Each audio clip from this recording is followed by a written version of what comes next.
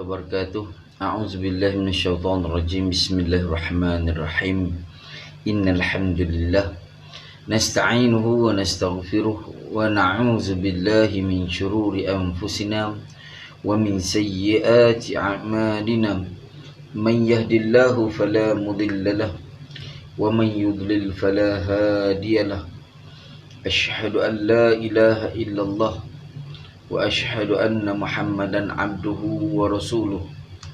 Wa nusalli wa nusallim ala sayyidina Muhammad wa ala alihi wa sahbihi ajma'in. Radina billahi rabban wa bil islami dina wa bi Muhammadin sallallahu alaihi wasallam nabiyyan wa rasulah. Wa nunazzilu minal qur'ani ma huwa shifaa'un wa rahmatun lil mu'minin wa la yazidu zalimina illa khasara. Sadaqallahul azim.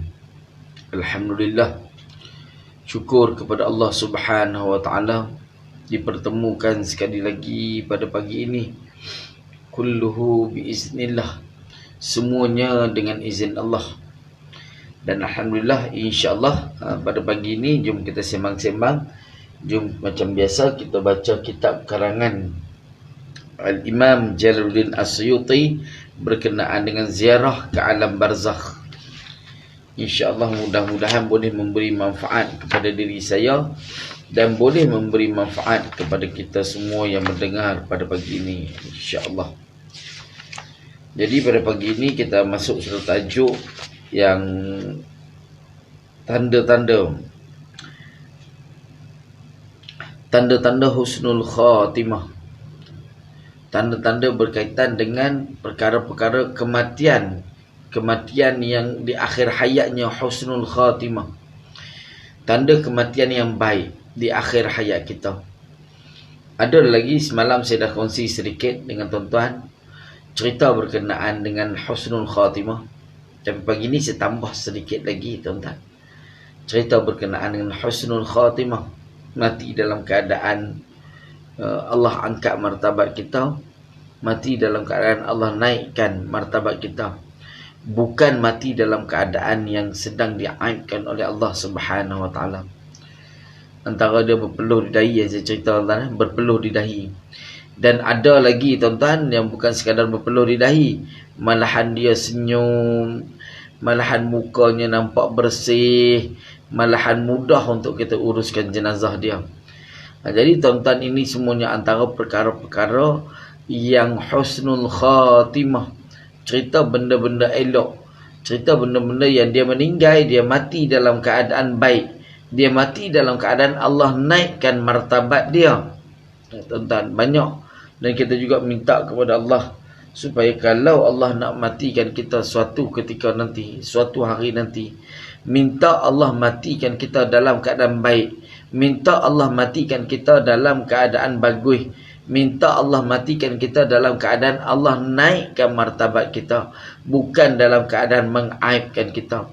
Bila sebut aib ni tadi tuan-tuan, dia pelbagailah. Waalaikumsalam warahmatullahi wabarakatuh bagi sahabat-sahabat yang memberi salam pada pagi ini.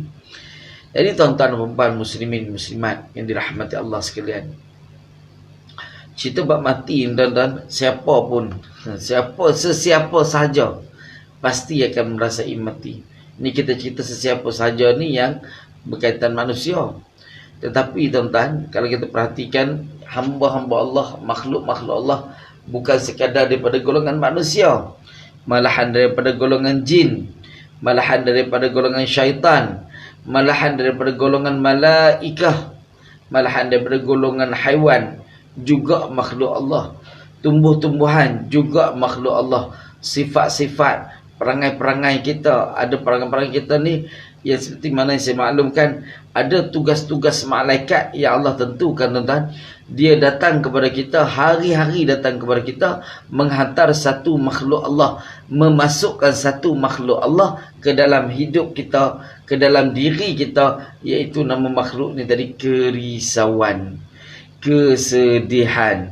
Malaikat-malaikat ni khusus Allah perintahkan kepada mereka untuk hantar kesedihan, untuk hantar kerisauan kepada tubuh badan kita. Namun dalam masa yang sama, bila kita bersyukur, bila kita rasa kita diuji oleh Allah Subhanahu Wa Taala, kita rasa itu sebab Allah sayangkan kita. Betulah kita banyak berdoa kepada Allah, kita banyak lagi zikir kepada Allah. Dengan asbab kita doa, dengan asbab kita zikir kepada Allah Subhanahu Wa Taala tadi, dengan sekerap yang mungkin bagi Allah nampak, oh dia ni dah minta lama dah dengan aku. Ni malaikat ni, dia ni dah nampak lama, wahai hamba-Ku malaikat, dia ni dah minta lama dah dengan aku. Itu hari aku bagi hantarkan kesedihan dalam hidup dia. Ni hari ni hampir pula Allah bagi tahu kepada malaikat, hampir pula pada pagi ni, hampir pula pada hari ni, iaitu seorang lagi malaikat yang membawa satu makhluk Allah yang bernama kegembiraan. Dia makhluk Allah juga, tuan. Gembira pun makhluk Allah, sedih pun makhluk Allah. Sebab itulah kita kata kulluhu biiznillah, semuanya dengan izin Allah, semuanya makhluk Allah. Kita rasa sedih, kita rasa seronok, itu perasaan-perasaan tu semua yang Allah anugerahkan kepada kita, Allah kurniakan kepada kita untuk kita rasa gembira, untuk kita rasa sedih, tuan-tuan. Ini semua kerja Allah Subhanahu Wa Taala, bukan kerja manusia, tetapi adalah kerja Maha Pencipta, kerja Allah yang menciptakan hamba-Nya, kerja Allah yang menciptakan makhluk-Nya. Seperti mana kita lah, tuan-tuan. Jadi tuan-tuan, perempuan, muslimin, muslimat yang dirahmati Allah sekalian, jom kita baca sedikit lagi buku-buku ni, insya-Allah.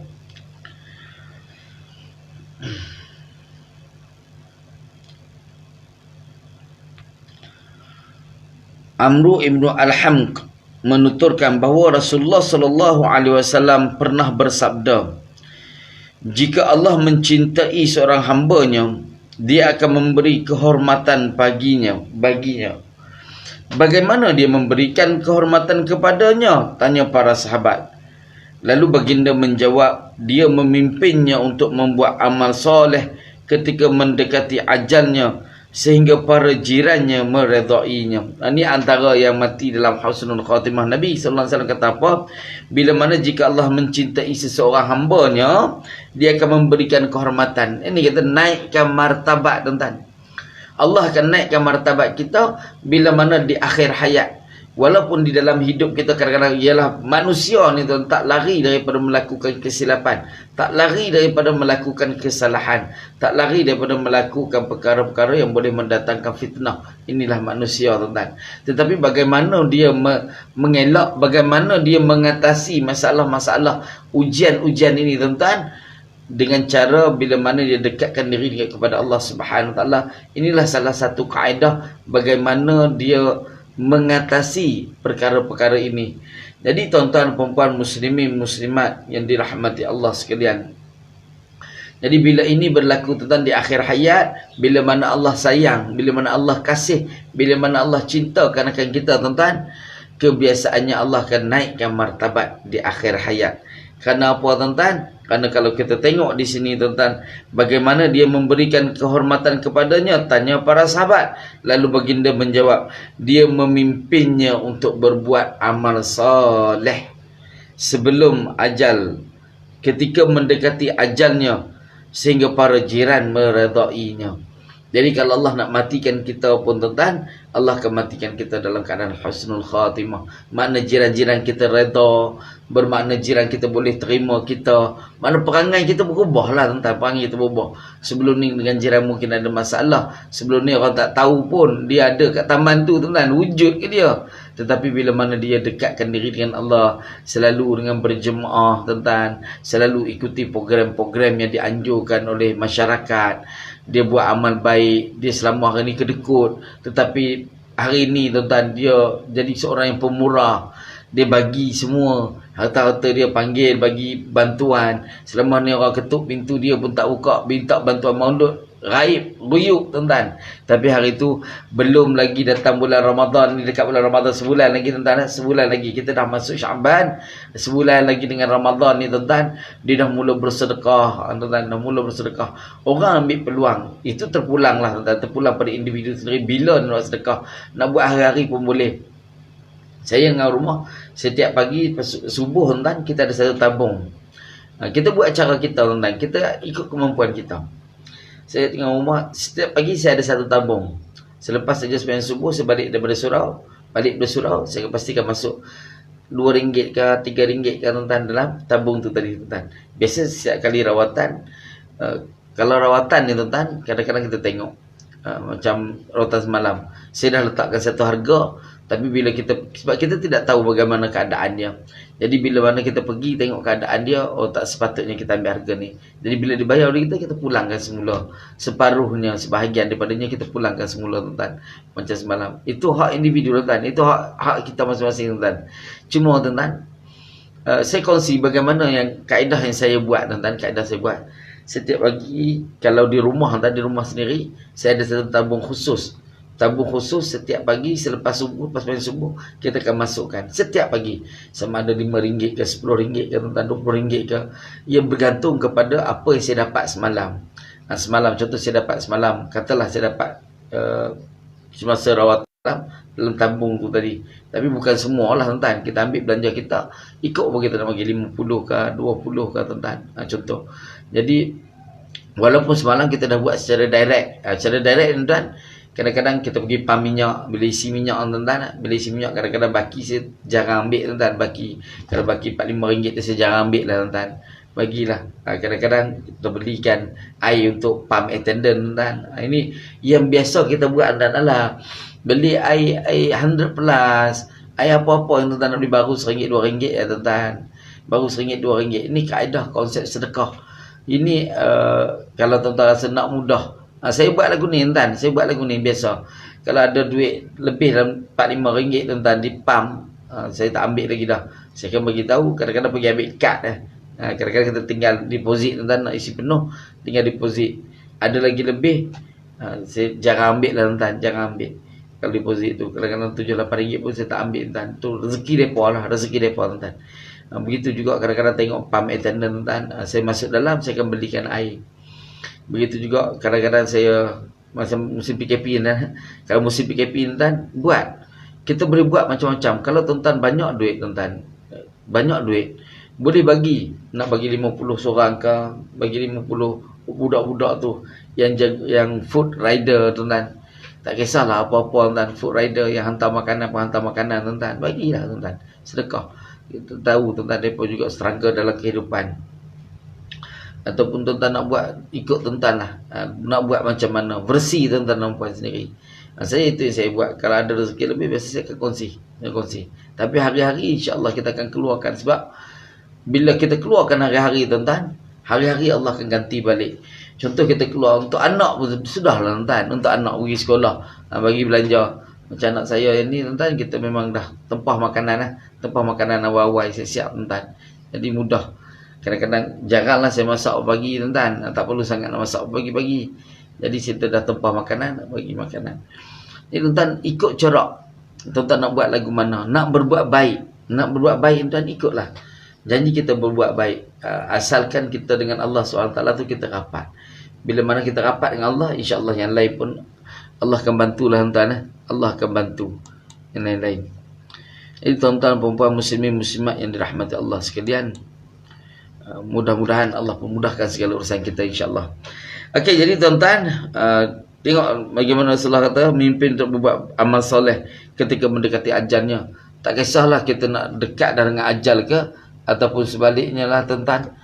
Jadi mudah-mudahan Allah berikan kita kekuatan, mudah-mudahan Allah berikan kita kesungguhan dalam melakukan amal ibadah, dalam melakukan amal soleh kepada Allah Subhanahu wa taala. Seterusnya hadis yang lain, dalam sebuah hadis marfu', Aisyah radhiyallahu anha meriwayatkan bahawa Rasulullah sallallahu alaihi wasallam bersabda sebagai berikut: jika Allah mengkehendaki kebaikan bagi seorang hamba, Dia akan mengirimkan beberapa malaikat kepadanya sebelum kematiannya, yang akan meluruskannya sehingga dia meninggal dalam sebaik-baik keadaan. Orang-orang lalu berkata, si Anu meninggal dalam keadaan yang paling baik. Si Anu meninggal dalam keadaan orang yang paling baik tuan-tuan. Jadi tuan-tuan dan puan muslimin muslimat yang dirahmati Allah sekalian, Jika Allah mengkehendaki kebaikan bagi seseorang hamba, dia akan mengirimkan beberapa malaikat. Allah akan kirimkan malaikat kepada kita bila mana Allah nak bagi ubah hidup kita, nak bagi hidayah pada kita, tuan-tuan. Kita dah okey dah. Cuma kadang-kadang ada mungkin kesilapan, ada sedikit benda yang kita buat yang tak betul. Jadi bila dah dekat dengan akhir hayat kita, kebiasaannya Allah hantar beberapa malaikat untuk kita ubah. Sama ada kita boleh berubah ataupun tidak, itu terletak pada diri masing-masing, tuan-tuan. Terletak pada diri masing-masing. Kalau sebelum ni kita jarang bangun subuh, selepas itu mungkin kita kerap, mungkin kita rasa macam Allah Akbar, aku lama dah tak bangun subuh. Subuh pukul 8, subuh pukul 7, tuan-tuan. Contoh, kita buat contoh, tuan-tuan. Jadi tuan-tuan, itu perkara-perkara yang kita boleh buat kebaikan di akhir hayat kita, tuan-tuan. Yang kadang-kadang kita tanpa sedar, kita berubah tanpa sedar. Rupanya Allah dah hantar malaikat untuk ubah hidup kita, untuk ubah cara hidup kita, supaya kita menjadi insan yang lebih berguna, supaya kita menjadi orang yang lebih bagus daripada yang sedia ada. Jadi tuan-tuan dan puan-puan, muslimin muslimat yang dirahmati Allah sekalian, seterusnya tuan-tuan, dia kata, jika kematian telah menjemputnya dan dia mengetahui apa yang dijanjikan Allah baginya, dia akan menolak nyawanya agar segera keluar dari dirinya. Kalaulah dia tahu, tuan-tuan, kalau dia tahu apa yang Allah sediakan, Allah dah sediakan untuk dia bila mana dia meninggal, mana meninggal dalam keadaan husnul khatimah ni tadi, tuan-tuan. Kalaulah dia tahu apa kelebihan-kelebihan dia bila dah mati, apa yang Allah sediakan di alam sana, niscaya, tuan-tuan, dia akan tolak keluar roh dia. Kalau dia mampu tolak, tuan-tuan, dia akan tolak keluar roh dia, supaya roh itu terpisah dari badan dia, mati, supaya dia boleh berjumpa dengan Allah Subhanahu Wa Taala, supaya dia boleh berada di alam sana, supaya dia boleh berada di alam barzah dengan segera untuk berjumpa dengan Allah Subhanahu Wa Taala. Kerana apa? Kerana keistimewaan, kerana kelebihan yang terdapat di alam sana bila mana dia melakukan amal kebaikan, bila dia melakukan amal soleh dalam hidup dia. Tentulah banyak perkara-perkara yang baik, tentulah banyak benda-benda yang elok, tentulah ada benda-benda yang seronok yang Allah sediakan kepada hamba-hambanya yang bertakwa, hamba-hambanya yang soleh di alam sana. Mungkin dia tak nampak lah, kalau dia tahu lah, kalau dia tahu. Tapi kita ni tak nampak, kita ni tak tahu apa yang akan berlaku di alam sana, apa yang telah Allah sediakan untuk kita di alam sana, tuan-tuan. Kalau dia berlaku, kalau dia seorang orang yang soleh, dia akan cuba untuk cepat masuk ke alam sana.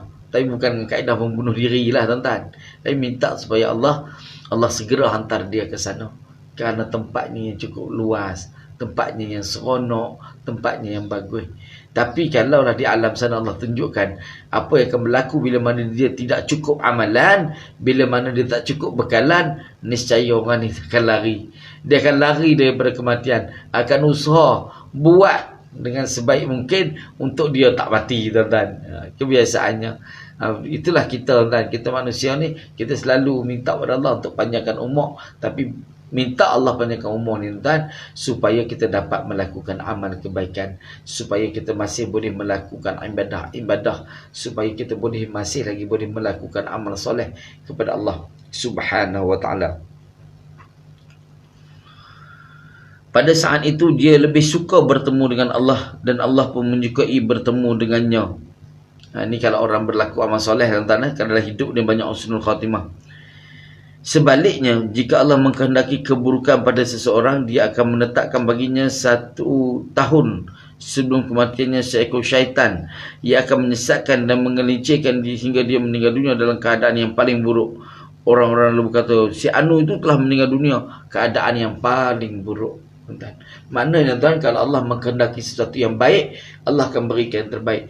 Namun bila Allah mengkehendaki suatu hamba ni memang dia jahat sungguh dalam hidup dia, tak mau berubah, bagi peringatan, bagi penyakit, bagi macam-macam peringatan amaran kepada dia, tapi dia tetap juga tidak berubah, tetap juga tidak ubah hidup dia ikut seperti mana kehendak nafsu dia juga, tuan-tuan. Allah sediakan setahun baginya sebelum kematian. Setahun sebelum kematian Allah dah adakan syaitan bagi dia. untuk syaitan yang hasut dia, buat lagi. Kalau dia memang kaki judi, dia akan terus berjudi. Kalau dia kaki perempuan, terus dia akan bersama dengan perempuan. Tapi kalau Allah menghendakinya satu yang buruk, tuan-tuan, kerana dia memang buruk perangai daripada awal, dia tidak menjaga hawa nafsunya, tidak kontrol hawa nafsunya, dia sentiasa melakukan walaupun dah diberi amaran, walaupun dah diberi peringatan, dia tetap tak dengar, dia tetap nak buat juga. Jadi tuan-tuan dan puan muslimin muslimat yang dirahmati Allah sekalian, jadi Allah akan hantarlah seekor syaitan bagi dia supaya terus ganggu dia, terus hasut dia. Dan bila kita mati, tuan-tuan, inilah kita akan mati dalam keadaan su'ul khatimah, mati dalam keadaan Allah mengaibkan kita. Tak tahulah bagaimana, tuan-tuan. Mungkinlah banyak perkara-perkara yang mengaibkan sewaktu Allah matikan kita, seperti mana yang pernah saya sebut sebelum ini, seperti mana yang pernah saya saksikan sebelum ini, tuan-tuan. Saya jumpa sendiri, saya tanya sendiri, tuan-tuan. Allahu akbar, tuan-tuan. Kalaulah keluarga dia tahu, tuan-tuan, dia meninggal, dia dah tentu, tuan-tuan, polis akan panggil bagi penerangan. Dia tentu keluarga akan tanya, di mana ayah saya meninggal? Ayah awak meninggal di rumah pelacuran. Tuan-tuan, Allahu akbar. Kalau orang lain tak tahu, hanya keluarga saja yang tahu, mungkin benda ini tidak tersebar. Tapi kebetulan kalau orang lain pula tahu, tuan-tuan, kebetulan kalau orang lain pun tahu bahawa suami dia tadi, bahawa ayah dia tadi meninggal di rumah pelacuran, tuan-tuan, meninggal di rumah pelacuran, apa akan jadi, tuan-tuan? Seluruh keluarga dia akan dimaki hamun, seluruh keluarga dia akan dicaci, seluruh keluarga dia akan dihina, tuan-tuan. Jadi inilah yang dikatakan sebagai meninggal dalam keadaan su'ul khatimah, meninggal dalam keadaan Allah mengaibkan di akhir. Daripada awal, tuan-tuan, Allah aibkan dia sehingga akhir hayat dia, terutama di akhir hayat dia, tuan-tuan, Allah aibkan dia dengan satu benda yang tak boleh terima. Orang tak boleh terima. Tengok ni orang rasa, macam mana boleh jadi macam ni? Patutlah dalam hidup dia, orang kan kaitkan, tuan-tuan. Orang kait, patutlah tak gunalah dia banyak harta, tak gunalah dia gini-gini. Orang kan kata macam-macam, tuan-tuan. Bila mana dia mati dalam keadaan Allah mengaibkan dia. Ini semua kehendak Allah Subhanahu Wa Taala. Tetapi kita sebagai manusia, bila mana Allah dah berikan sedikit peringatan kepada kita, kita cuba berubah. Berubahlah, tuan-tuan, untuk demi masa depan, untuk demi masa depan keluarga, masa depan anak-anak. Sama ada kita ni seorang lelaki atau seorang perempuan, kita berubah ikut bagaimana yang sepatutnya, berlandaskan syariah, berlandaskan Islam, berpandukan apa yang telah Islam gariskan untuk kita ikut sebagai hamba-Nya, sebagai makhluk-Nya. Tuan-tuan dan puan-puan, muslimin muslimat yang dirahmati Allah sekalian, jika kematian menjemputnya dan dia mengetahui apa yang dijanjikan Allah baginya, dia akan berusaha mengembalikan nyawanya dan tidak menginginkan nyawa itu lepas dari dirinya. Pada saat itu dia sangat tidak suka bertemu dengan Allah, dan Allah pun tidak suka bertemu dengannya. Bila mana dalam keadaan su'ul khatimah tu tadi, tuan-tuan, bila mana dia dalam hidup sentiasa melakukan perkara-perkara yang boleh mendatangkan keburukan kepada diri dia, perkara-perkara yang boleh mendatangkan aib pada diri dia, tuan-tuan. Ini, tuan-tuan, cerita, tuan-tuan, dalam hidup kita lah. Apa yang kita buat dalam hidup kita, dan apa persediaan untuk kita bawa di hidup yang akan datang, iaitu persediaan kita untuk kita hidup di alam barzah, untuk kita hidup di alam akhirat, dan apa persediaan yang kita bawa untuk kita masuk ke dua alam, iaitu sama ada neraka ataupun syurga. Hanya dua tempat ini saja, tuan-tuan, negeri yang kita nak tuju, tempat yang kita nak tuju, tidak lain tidak bukan, iaitu sama ada syurga ataupun neraka Allah. Dua tempat, tempat yang nikmat atau tempat yang sebaliknya, tempat yang lazat atau tempat yang sebaliknya, tempat yang seronok ataupun tempat yang paling tidak menyeronokkan, iaitu dalam neraka Allah Subhanahu Wa Taala. Na'udzubillah min zalik. Tuan-tuan dan puan-puan, muslimin muslimat yang dirahmati Allah sekalian, jom kita baca sedikit lagi hadis yang terakhir pada pagi ini, insya-Allah. Mengenai pengertian hadis ini, penulis buku Al-Ifsah mengatakan, ketahuilah bahawa keluarnya nyawa pada saat malaikat maut memanggilnya adalah mirip dengan seruan pawang ular dari lubang persembunyian. Keluarnya dua jasad pada saat seruan adalah sama. Seorang mukmin pada saat itu akan berusaha mengeluarkan nyawanya, sedangkan orang kafir berusaha menahan nyawanya.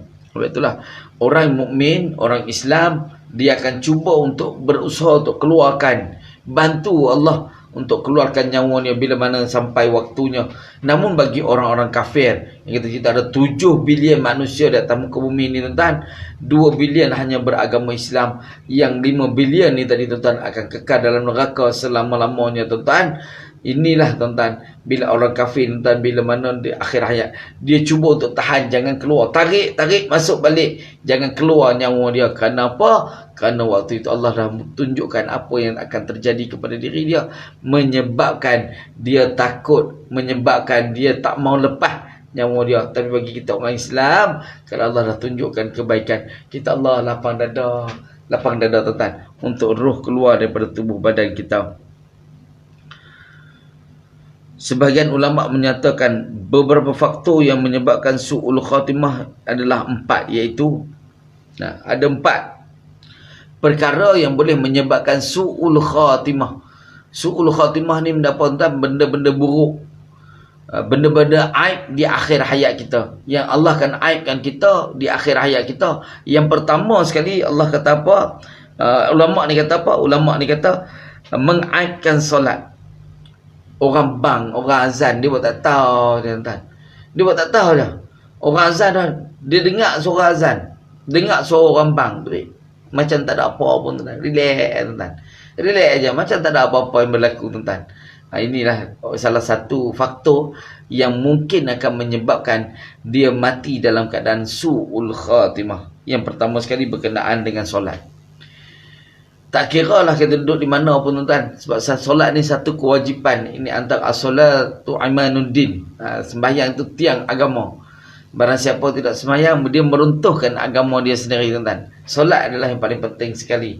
Dia yang tentukan hang Islam ke atau nama saja Islam, berkaitan dengan solat.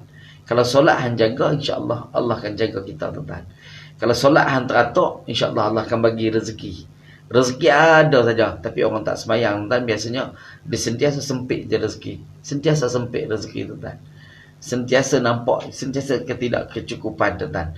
Namun ada juga yang Allah berikan kepada orang-orang yang kita sebagai istidraj tuan. Allah berikan dalam kehidupan dia sangat mewah, walaupun dia bukan Islam. Walaupun dia bukan Islam, kehidupan dia sangat mewah. Walaupun dia Islam tapi tak mengamalkan Islam, ada juga hidup dia mewah. Dan biarlah itu antara dia dengan Allah tuan-tuan. Itu antara dia dengan Allah. Janganlah kita dah ikut benda yang tak bagus, tapi ikut macam mana benda yang bagus. Dia berusaha untuk hidup, berusaha untuk menjadikan diri dia orang dikenali, berusaha menjadikan diri dia orang yang boleh memberi. Tapi walaupun dia tak memberi sangat tuan, tapi kalau kita jadi macam dia, kita akan memberi. Sebab tangan di atas lebih mulia daripada tangan di bawah tuan-tuan. Tangan di atas lebih mulia daripada tangan di bawah. Jadi tuan-tuan, yang kedua, meminum arak, minum khamar, minum al-khamru arak tuan-tuan. Orang yang kaki mabuk, dia suka minum arak, walau apa jua alasan. Saya pernah tanya, bang, kenapa minum arak bang? Saya kata, ustaz, saya ni bukan apa, saya ada masalah sakit sedikit ustaz. Saya sakit sikit, saya bisa minum arak tu hilang sakit. Dia kata minum arak tu hilang sakit dia. Tak tuan, tak hilang pun. Sakit dia tidak hilang pun tuan, akan kekal begitu. Ada orang menggunakan arak sebagai alasan tuan. Ada orang menggunakan arak sebagai alasan untuk dia berubat tuan. Banyak lagi benda lain tuan-tuan. Banyak lagi benda lain yang boleh bantu dia. Dia tak pergi berubat pun. Dia hanya pergi ambil arak, pergi minum, dengan alasan boleh redakan sakit dia seketika. Besok sakit lagi, minum arak lagi. Alasan dia untuk minum arak tuan-tuan. Yang inilah tuan-tuan, dia akan mati dalam keadaan su'ul khatimah tuan-tuan. Ada orang ambil kesempatan begini tuan-tuan. Jalan mudah. Sedangkan kita di Malaysia ni tuan-tuan, klinik ada. Tuan-tuan ada duit, boleh pergi cara klinik, ada duit, boleh pergi klinik swasta, hospital swasta. yang kita tidak ada, yang duduk sedang-sedang saja. Kita boleh pergi klinik kerajaan. Berapa banyak klinik kerajaan, setiap daerah ada hospital. Daerah-daerah besar ada hospital. Ada klinik pula di kampung-kampung, klinik kesihatan. Berapa banyak klinik terdapat di seluruh Malaysia, tuan-tuan. Pergilah, tuan-tuan. Bukan dengan minum arak. Saya jumpa dah, tuan-tuan. Dan kadang-kadang keluarga dia pun, dia kata apa, biarlah dia minum. Menyokong pula, tuan-tuan. Menyokong pula, biarlah dia minum arak sebab dia nak sihat. Bukan nak sihat, tuan-tuan. Sebenarnya dah jadi satu ketagihan. Cuma alasan dia saja untuk minum arak, tuan-tuan. Saya jumpa dah, tuan-tuan. Orang begini, tuan-tuan. Dia jadikan minum arak alasan untuk perubatan. Jadi tuan-tuan, perempuan muslimin muslimat yang dirahmati Allah sekalian, derhaka kepada orang tua. Ini juga tuan yang boleh menyebabkan dia mati lagi. Mati satu ketika nanti, mati dalam keadaan su'ul khatimah. Mati dalam keadaan Allah aibkan dia, tuan-tuan. Orang yang derhaka kepada mak ayah. Derhaka kepada mak ayah ni pelbagai. Tetapi tuan-tuan, ada kadang-kadang anak dah bagus buat apa kewajipan sebagai anak tu, dia dah laksanakan, tuan-tuan. Namun kadang-kadang ada orang tua-tua ni, tuan-tuan. Orang tua-tua ni kadang-kadang ada yang Allahu Akbar. Dia jumpa anak tu, dia cerita lain. Dia jumpa anak ni, dia cerita lain, tuan-tuan. Dia cerita benda yang lain. Dia jumpa anak ni, oh anak ni gini. Dia jumpa anak ni, menyebabkan kesuruhan keluarga dia bergaduh. Anak-beranak dia, anak-anak dia bergaduh. Ada saja benda tak kena, tuan-tuan. Ada saja benda yang ditelagahkan. Sebab berpunca daripada siapa? Berpunca daripada orang tua. Orang tua ni, tuan-tuan, kalau dia pokok kita, akak kita ni tak kuat, tuan-tuan, pokok kan tumbang.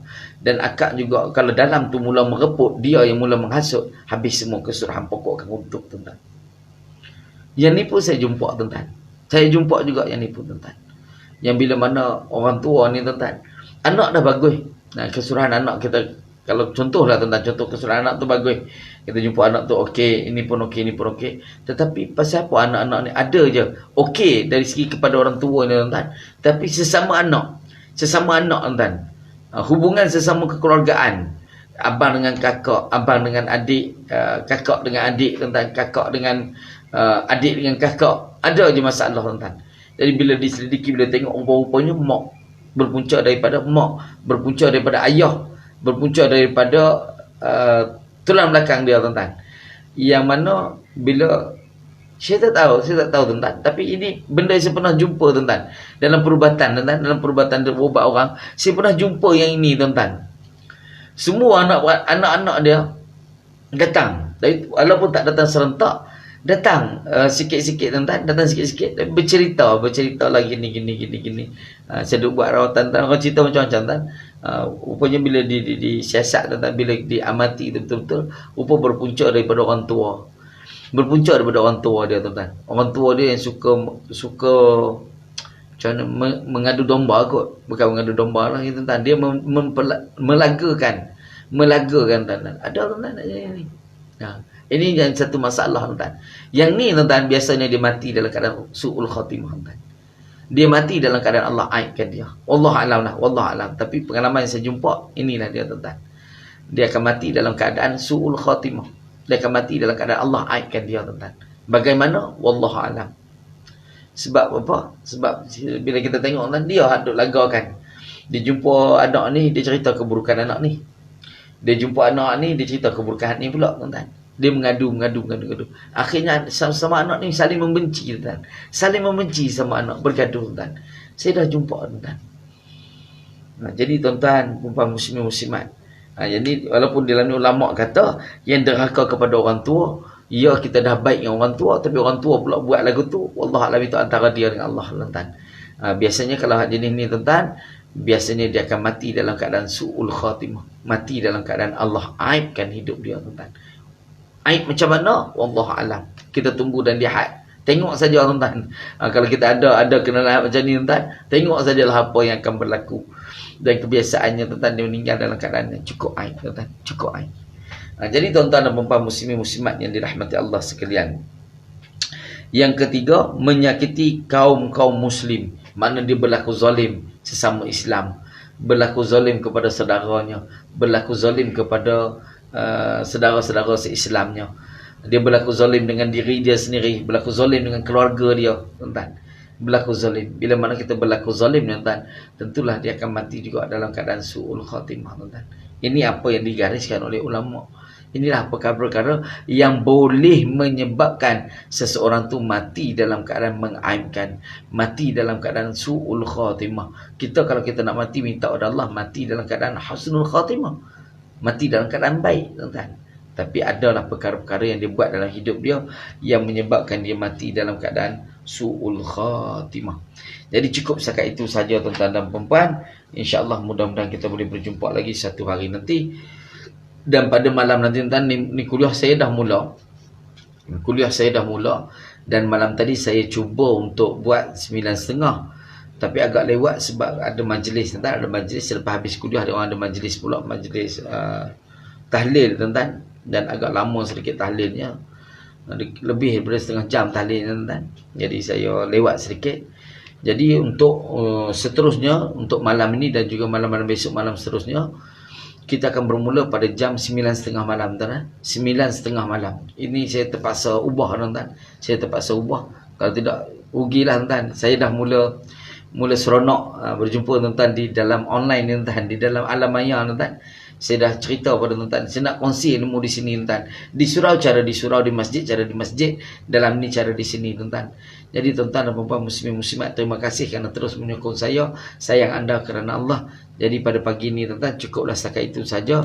Kita berjumpa pada pagi ini, insya-Allah. Jika Allah panjangkan umur kita, kita akan berjumpa lagi pada masa-masa akan datang, pada lain hari, insya-Allah. Mudah-mudahan Allah akan permudahkan segala urusan kita pada hari ini.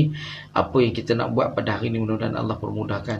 Jadi tuan-tuan, saya tinggalkan tuan-tuan dengan laukana bainana. Assalamualaikum warahmatullahi wabarakatuh.